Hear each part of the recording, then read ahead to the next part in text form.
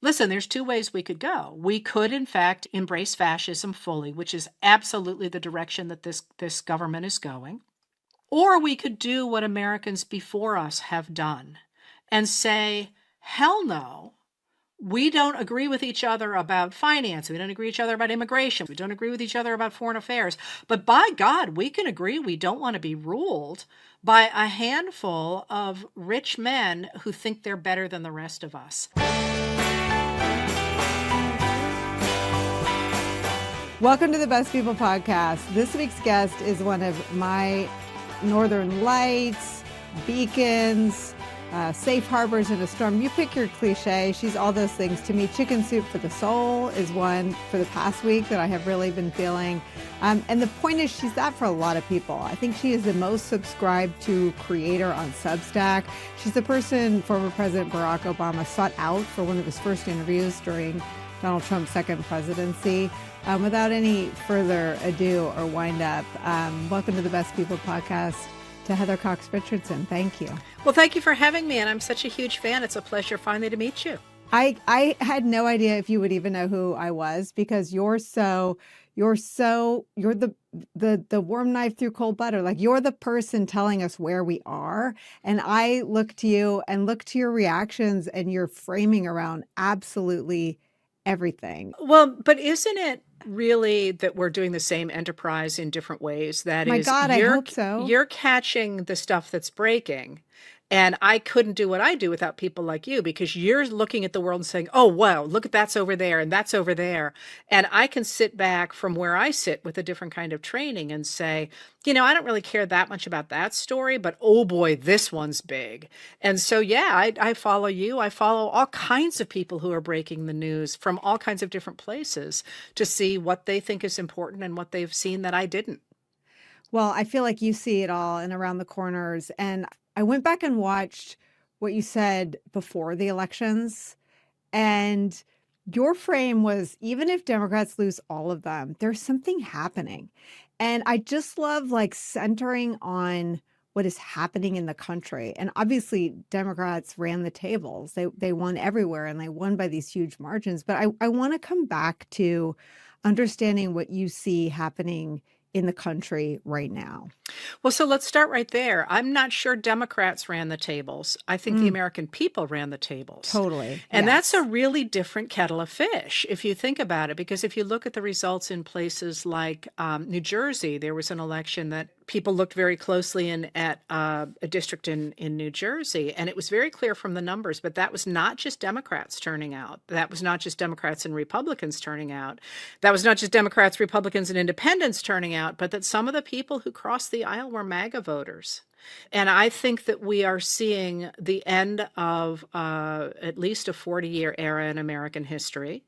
We are realigning in a lot of different ways. We're seeing dramatic changes in both political parties.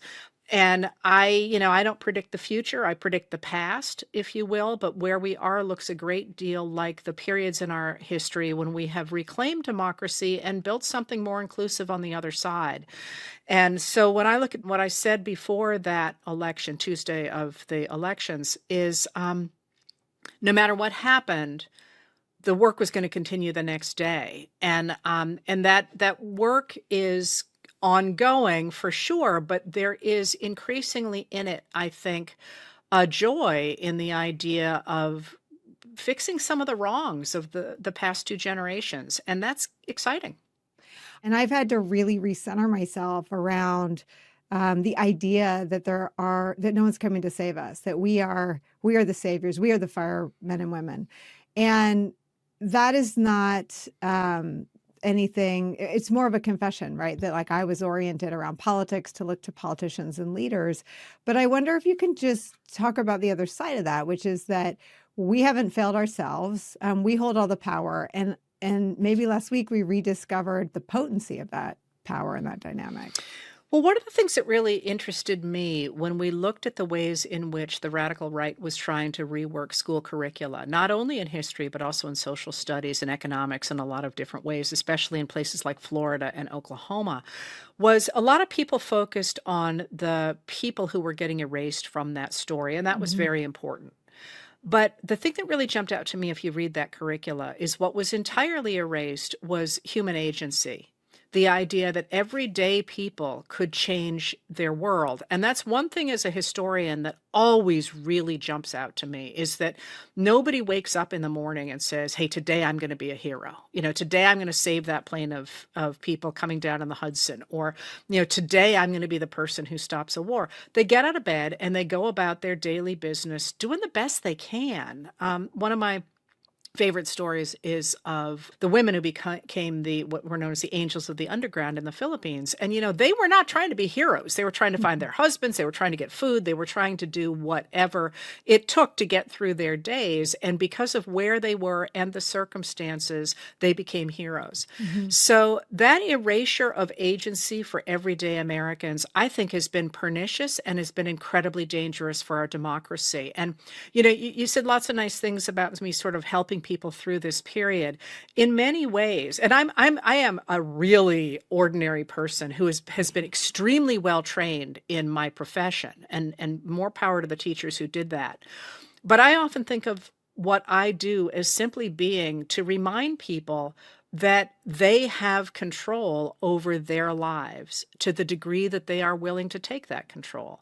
And that, I think, is what we are seeing, as I say, not just among Democrats, but among a lot of people who have been taking direction from leadership that is more interested in staying in power than they are in doing what's good for the country. And that retaking on of human agency has enormous potential. It also has great danger, which is important not to forget in this really fraught period. But I find it really exciting. And that refocusing on democracy as being the work of everyday people, as opposed to us being told what we're going to do, is the whole ball game, really. What is the danger? Well, one of the things that I look at in this moment, and it is worth pointing out that I am born and bred a historian. Like, my river is very different than today. And it was one of the reasons I have a hard time associating with a party, because I'm much more interested in the longer trend of American history. But one of the things I worry about in this moment is that, as I've said a number of times, all the cards are in the air. Like we're all madly trying to grab the cards and bring them down into a pattern that is to our liking. But I really am urging people to think about what comes next, because the ways in which American society is currently unsettled, and I don't just mean culturally, and I don't just mean politically, I am extremely concerned about what seems to me to be extraordinary economic instability and instability in foreign affairs. That can, in a society, lead to a situation where people are like, well, it's all burned down. We need somebody to bring order back to it. And then they turn to a real strongman.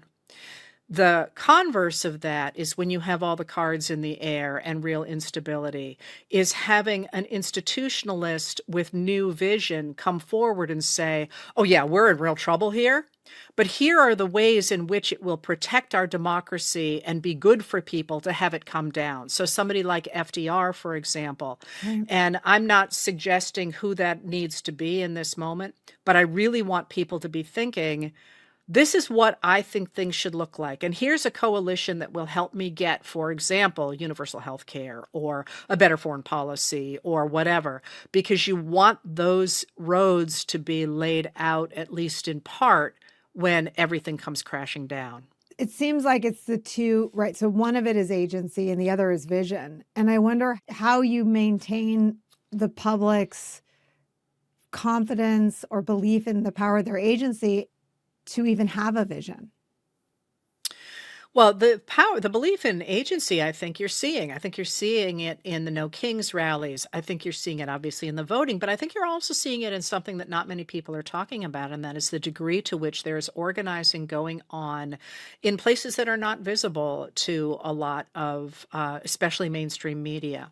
So I think you're seeing that. The question is the vision, and to me, that's a really interesting theoretical question. And it's one that I do have an answer to, because this is what I do, right?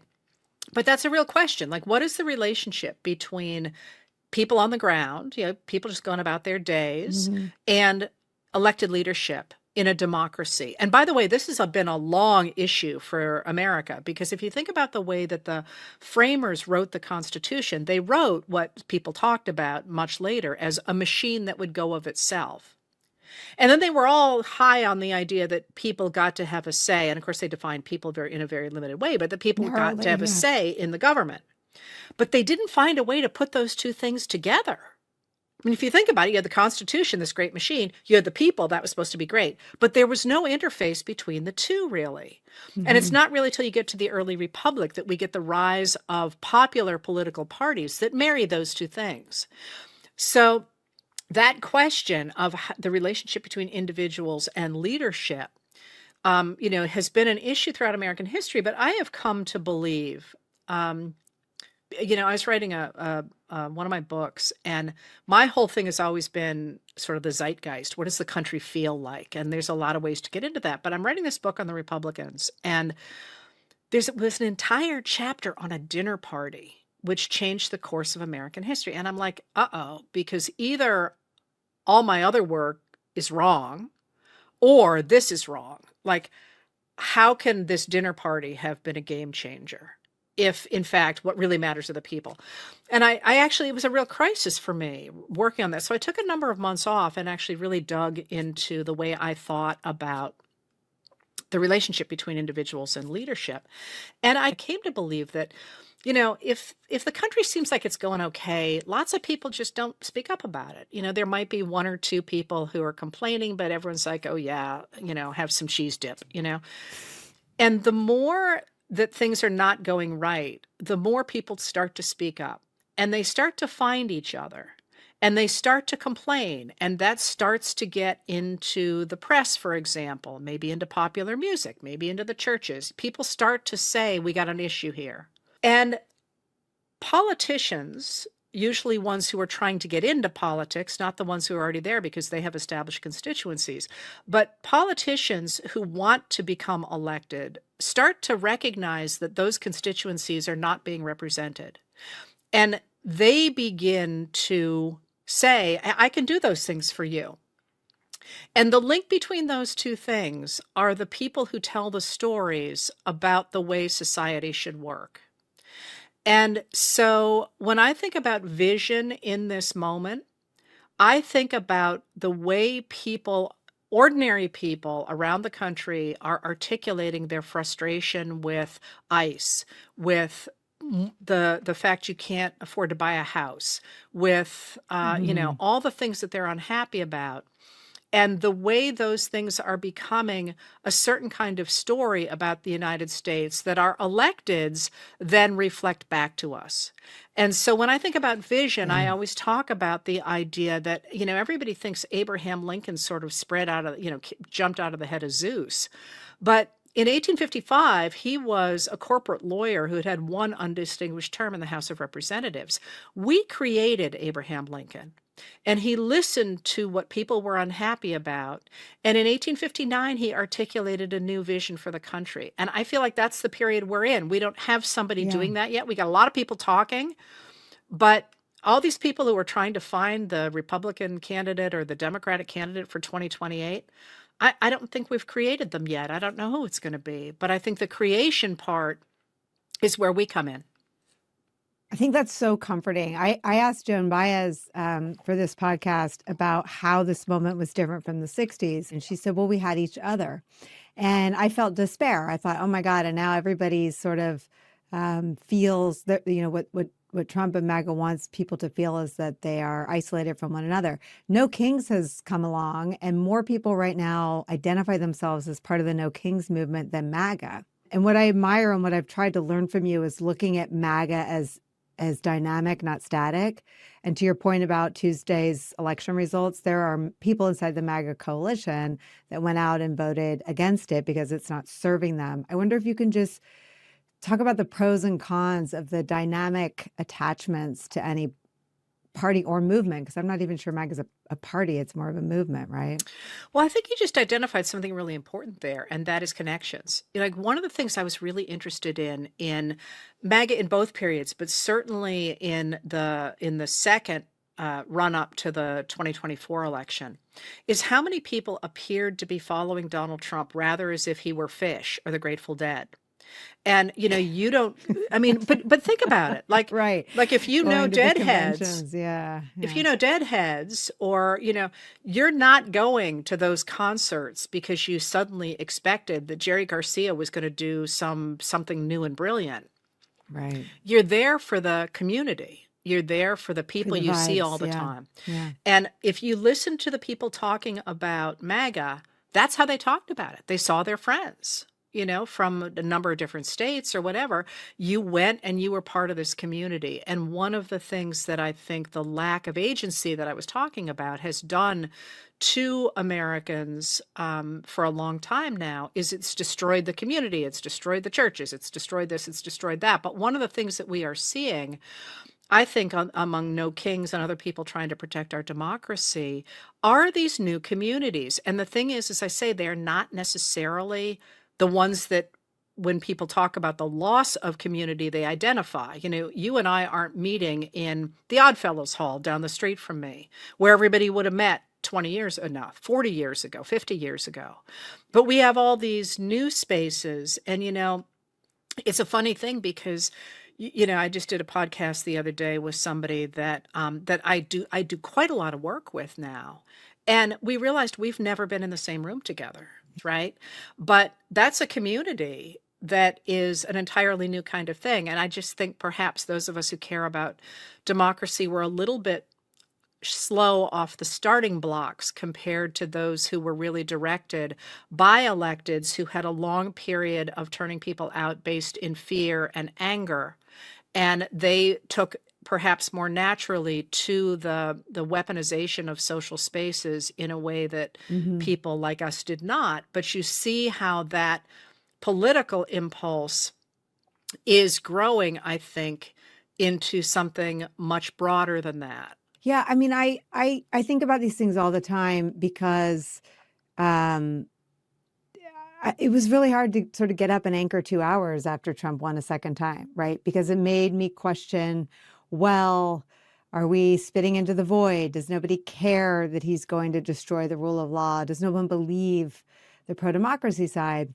And the answers to those questions don't seem to matter as much as people seeing that when Jimmy Kimmel was yanked off the air, they had the power in hours and days to affect change immediately that angered Donald Trump, that angered the FCC, that probably angered the people in charge of the corporation that employs Jimmy Kimmel. But they won, and it felt just psychically so monumental. And I wonder if you can just talk about sort of reframing success and failure, or on a larger sort of playing board than a presidential election.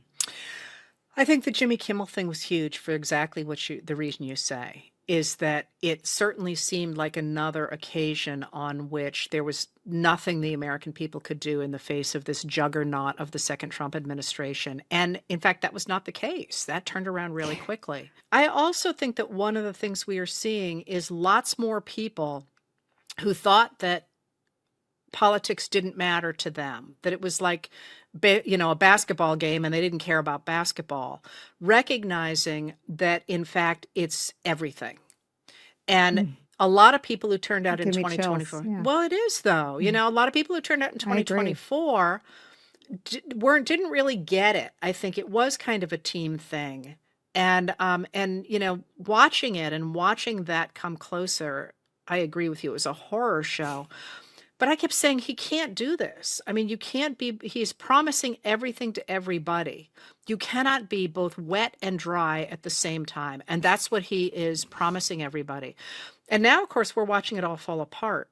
And that, I mean, again, when I said I feel like we're at the end of an era, could we have had a more dramatic collapse of the principles that Ronald Reagan articulated in the 1970s and then took into the White House in Yeah. 1981, than to watch this? with this guy is taking pieces of companies and he's, throwing out immigrants and, the whole list. So maybe you had to touch the stove for people to get involved. But what has it been like for you? I mean, nobody ever interviews you about this stuff. And that's really interesting.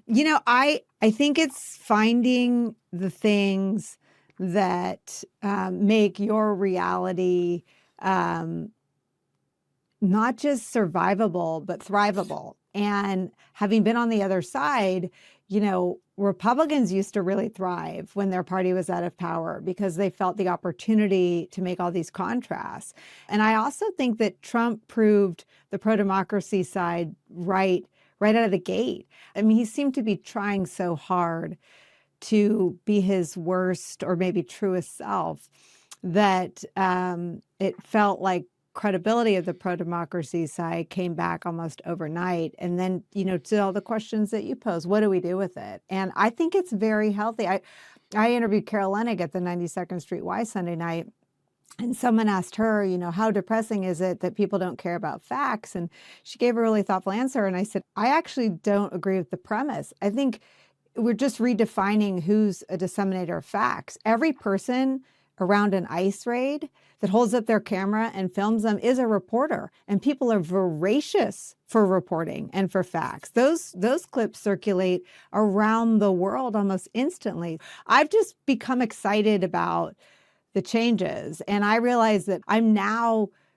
just a sort of democracy hawk, and I love that the people are taking back the power, and anyone scared by that is on the wrong side. I mean, I think that's some of the lessons of history, right?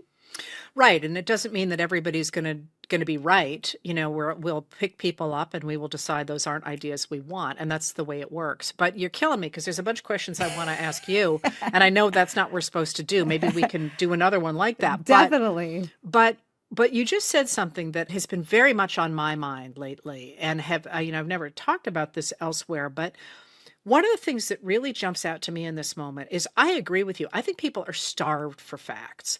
And you mentioned the success of my Substack. That's heavy lifting, that Substack, Totally. I had a thesaurus once. I mean, it's like really wonky and smart. And I love that it's the most subscribed thing on Substack. Like, I think that says something so good about us, the country.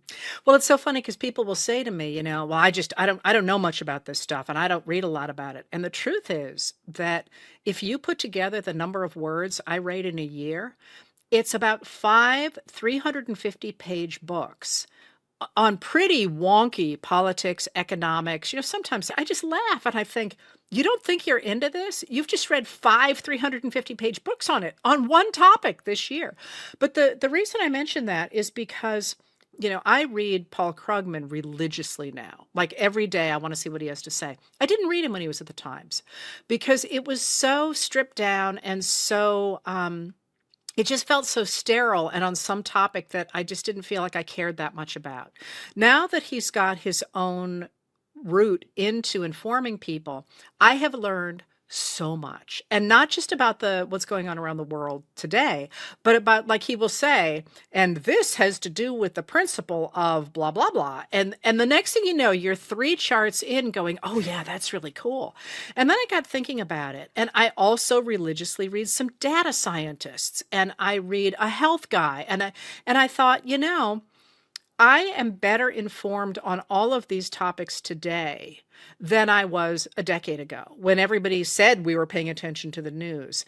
And it strikes me that the lack of guardrails now on so many different ways to reach people, certainly there's been a downside to it. Mm-hmm. But it has also permitted the rise again of public intellectuals and true public intellectuals in a way that we kind of lost after the 1970s for a long time. And that's a major cultural change, at least that I feel like I'm seeing. And I really haven't seen a lot of people commenting on it because it does reflect a major change in our media ecosystem.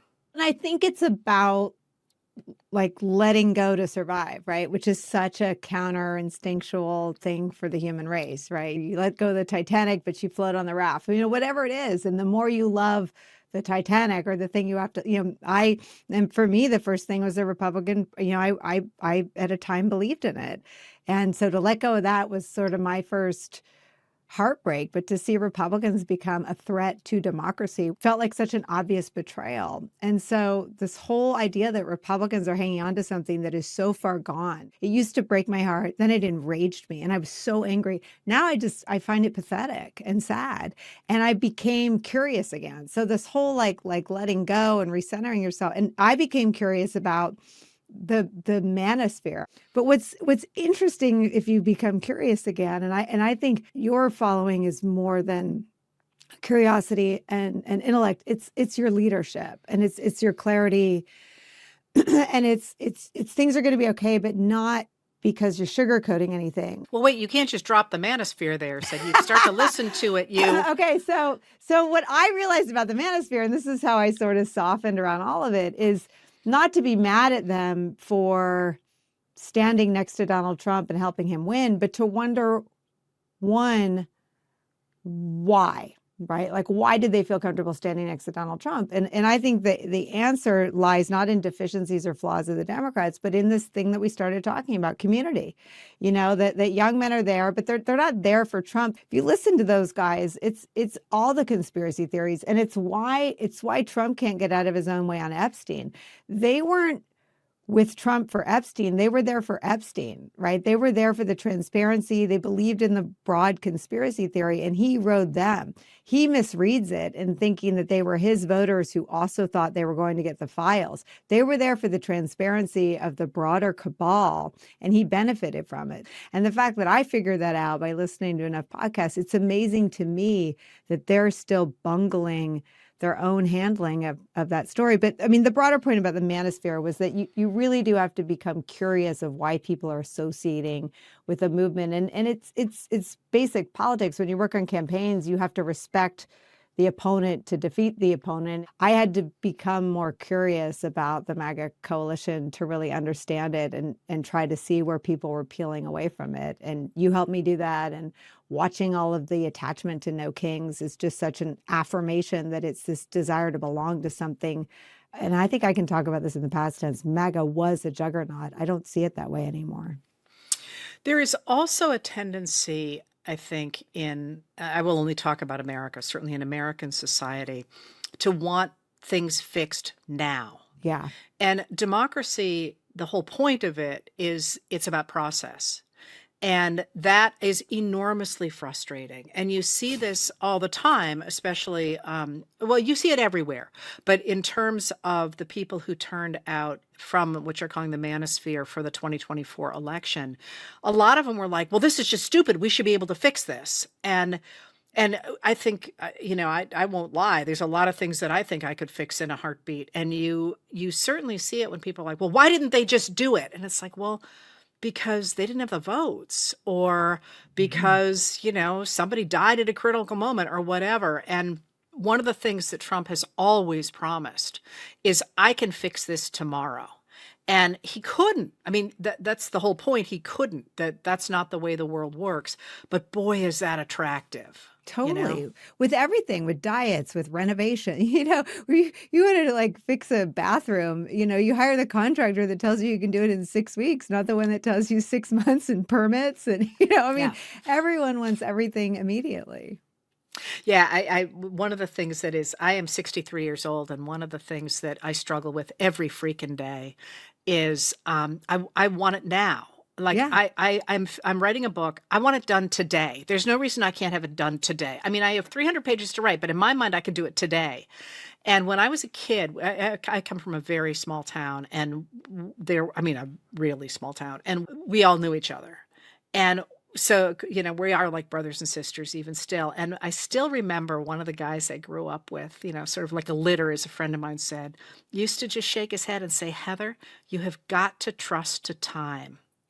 Time is going to help this situation. And I never, at 63, every time at the end of every day, I get really frustrated because I didn't get done whatever I wanted to do that day. The book's not done. The bookshelves aren't painted.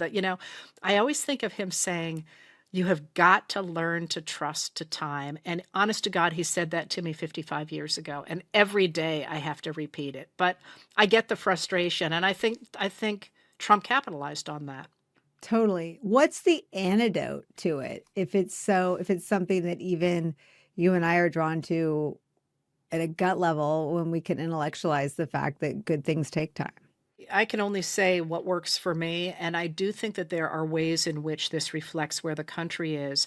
One of the things that really strikes me as having been lost in American society, and mind you, I do not study this, this is not one of my areas of expertise, this is completely anecdotal, is for many people, we have lost the concept of the joy of work, the joy of Yeah. Yeah. creation. Yeah. And one of the reframing things that I always try and do in my own life, but I think that this country is in the process of doing, is saying, the joy is not in the having, the joy is in the doing.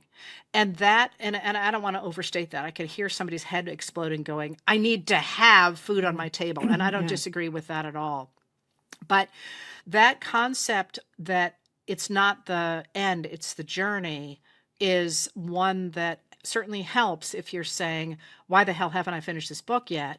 The answer is, come on, Richardson, you like sitting down with a manuscript. And that idea of reclaiming as a society, the idea that we should honor people who are putting in the work, which, by the way, we do in some fields, athletes, for example. But the lionization of people like Elon Musk, because he's got gazillions of dollars, like, Mhm. that's a problem to have a Yeah. gazillion of dollars. It's not something we should be honoring. We should be saying, dude, what's wrong with you that you're hoarding all that stuff? And that change is important. And I wonder how you lay that over all of the capitulation that helped wake people up. I mean, all of it, it feels like a lot of the early sensation of Trump's dominance came from the capitulation of other wealthy people and industries. How do you disentangle all of the elites, all the people with so much, all the people who benefited so much from America capitulating so quickly and so publicly?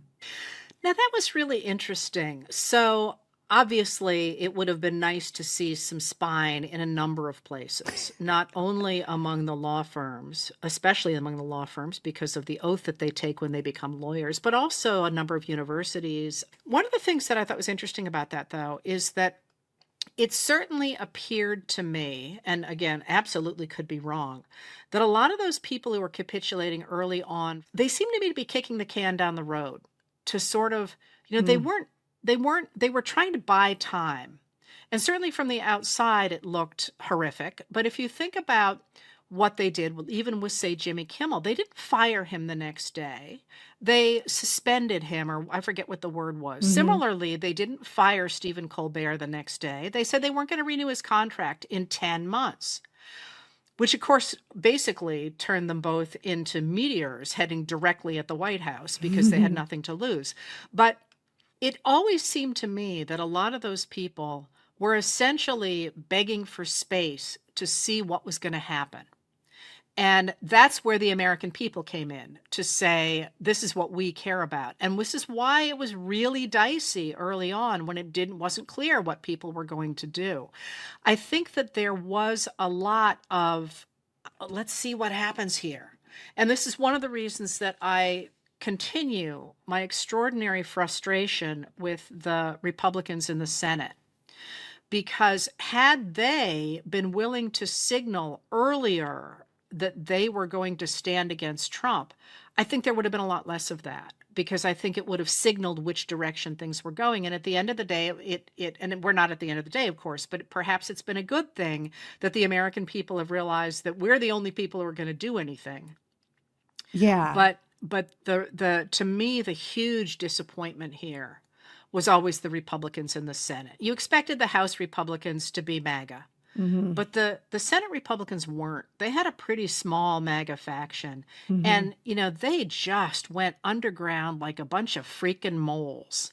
And anyway, I think that you look at that and you're basically seeing people who were trying to buy time in contrast to the people like Musk and so on, who were simply trying to get government contracts and who have grabbed as much as they possibly could grab.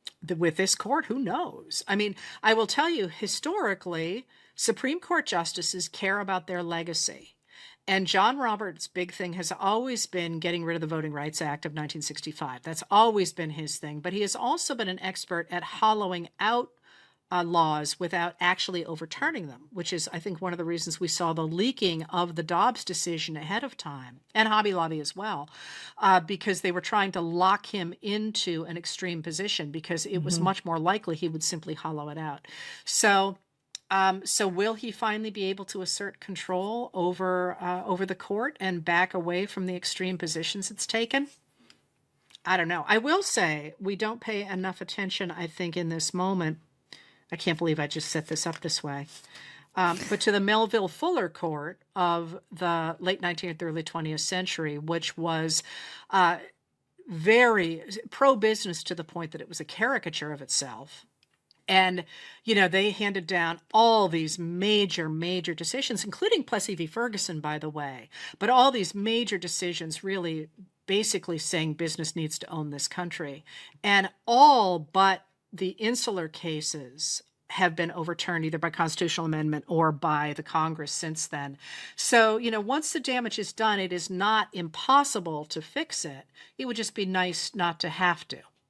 What is the sort of danger more broadly of having a Supreme Court that is so, in its rulings and the consequences of its rulings, out of step with the majority of Americans? I mean, you look at how all of the abortion amendments in the reddest corners of our country have gone down when they make it to voters. I mean, the Supreme Court is so out of step with where the country is and so insulated from any accountability or conduct, and so hostile to even press coverage. I mean, what does that do to a society to have the most powerful sort of 9 people so hostile to scrutiny and accountability and public sentiment?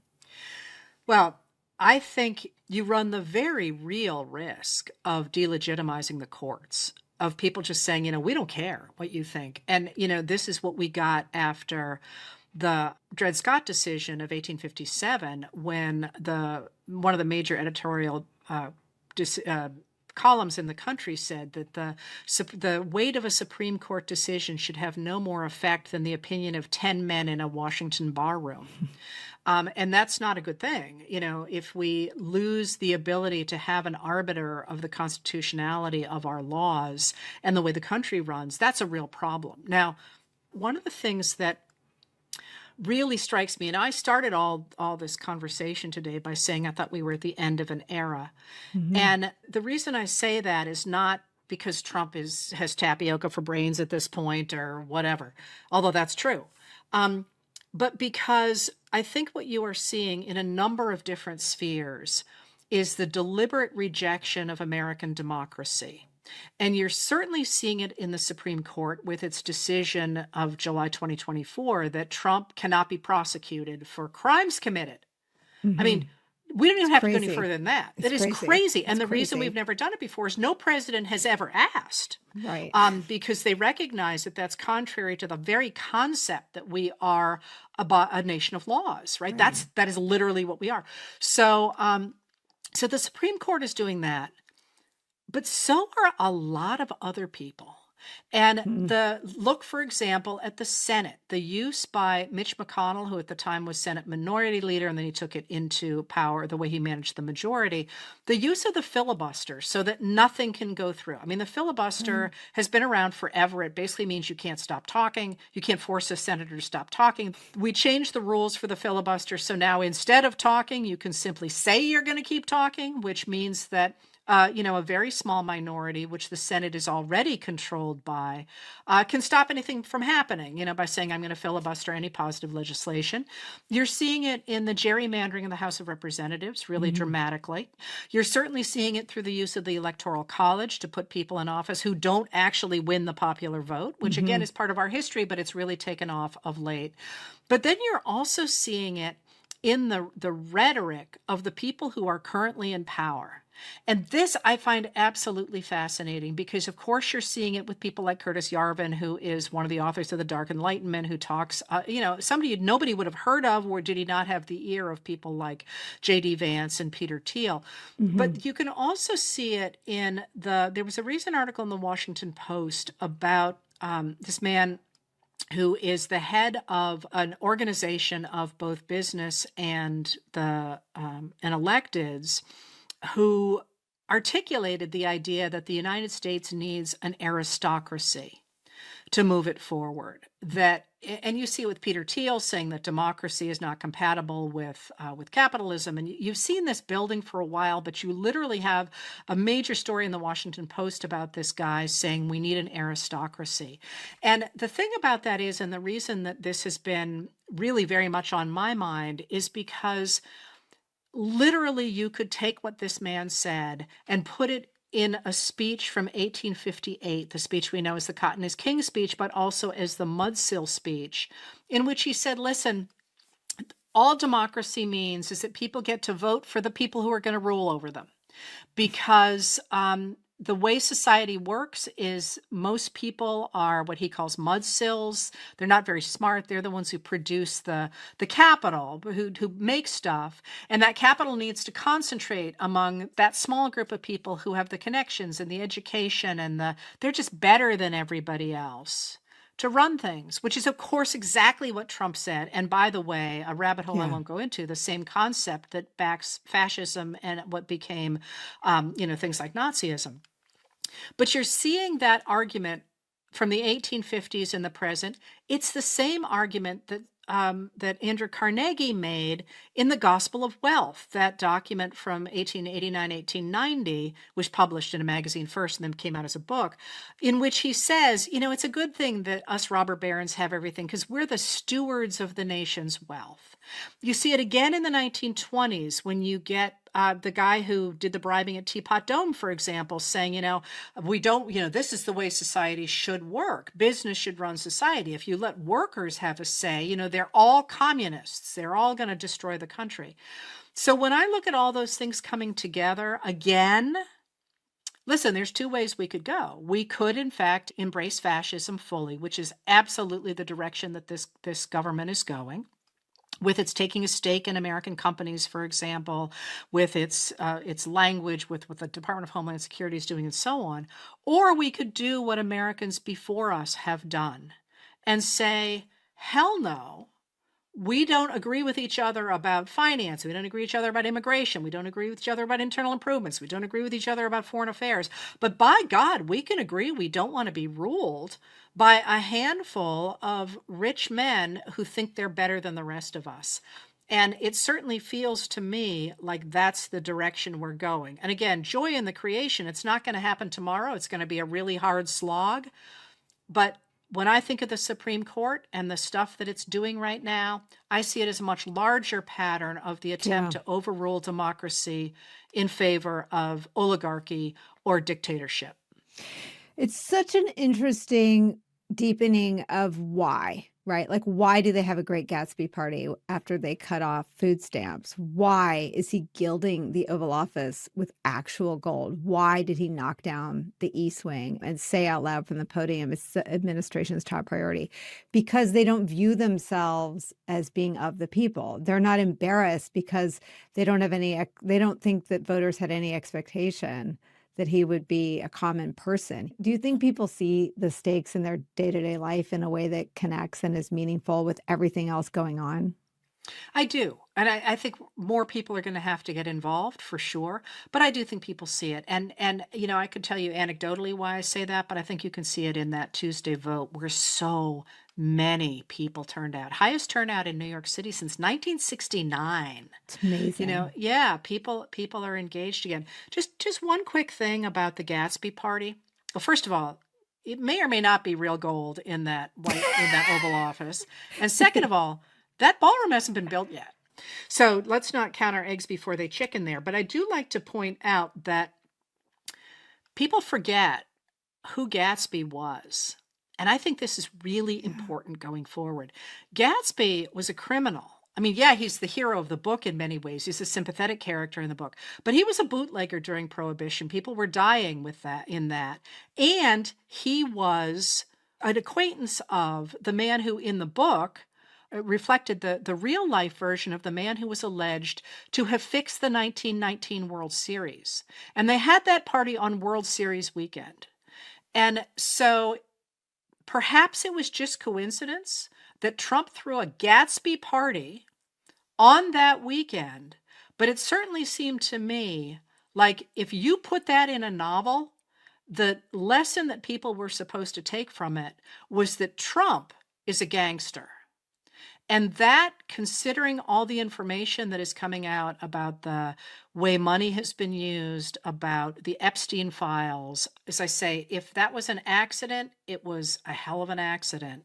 But it certainly seemed to be a message saying, yeah, I'm not just the dictator doing things for you little people. I'm a criminal. It's amazing. You're amazing. I'm such a fan. I hope this is the first of many conversations. I could talk to you for 12 more hours. Thank you so much. Well, thank you for having me. It's a pleasure. Let's do it again. Thank you so much. Let's do it again. Thank you so much.